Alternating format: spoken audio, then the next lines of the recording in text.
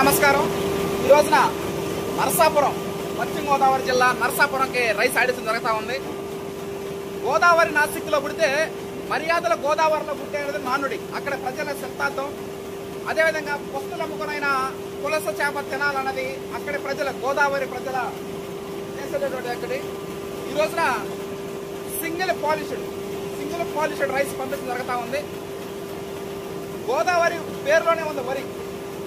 మనం హైదరాబాద్, తెలంగాణ రాష్ట్రంలో హైదరాబాద్ తర్వాత మనం ఎక్కువ పంపించింది తూర్పు గోదావరి, పశ్చిమ గోదావరి, కోనసీమ. గోదావరి ప్రజలకి తర్వాత కందుకూరు, జొన్నవాడ కామాక్షమ్మ తల్లికి సమర్పించిన తర్వాత మనం పంపించింది కూడా కందుకూరు, హైదరాబాద్, కవడిగూడ. ఆ తర్వాత గోదావరి ప్రజలకి. అంటే మనం ఎక్కువగా పంపించేది ఈ మూడే ఎక్కువ. అంటే చాలా పంపిస్తుంటాం 5 రాష్ట్రాలకి.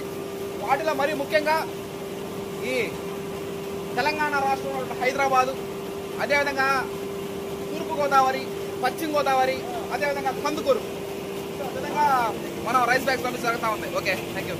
జూన్ 10, 2025 సంవత్సరం. ఈ రోజున మనం పశ్చిమ గోదావరి జిల్లాలో ఉన్నటువంటి నరసాపురం పంపించడం జరుగుతూ ఉంది. కుటుంబ సభ్యులకి, బంధువులకి, స్నేహితులకి, శ్రేయాభిలాషులకి అందరికీ తెలియజేసేది ఏమనగా, మనం ఆర్డర్ ప్రకారమే మనం రైస్ ఆడించడం జరుగుతూ ఉంటుంది. ఒక 2-3 రోజులు లేట్ అయినా కూడా ఆర్డర్ ప్రకారమే ఆడించడం జరుగుతూ ఉంది. ముందుగా ఆడిచ్చేసి వాటిని పురుగు పట్టడం కాకుండా, ఇప్పుడు 50 కేజీలు వస్తే 50 కేజీలు ఆర్డర్, 100 కేజీలు వస్తే 100 కేజీలు.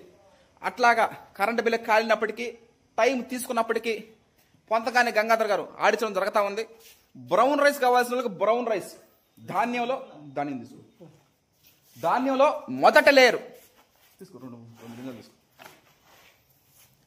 ధాన్యంలో ఉన్న మొదటి లేయర్ పోతే హస్క్ అనేది పోతే మనకు వచ్చేది బ్రౌన్ రైస్.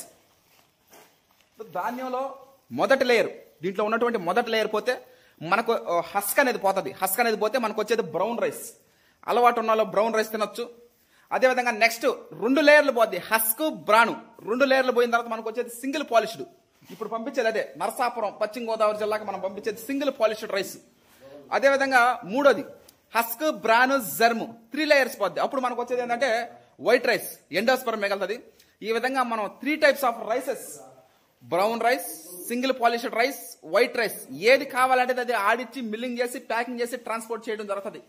ఇంకోటి విశేషం ఏంటంటే, బ్రౌన్ రైస్ తీసుకున్న వాళ్ళు ఒక అరగంట సేపు నానబెట్టుకోవాలి. ఎందుకంటే మొదటి లేయర్ పోతుంది కాబట్టి డైజెషన్కి కొంచెం ఇబ్బందిగా ఉంటుంది కాబట్టి అది కొంచెం చూసుకోవాలా.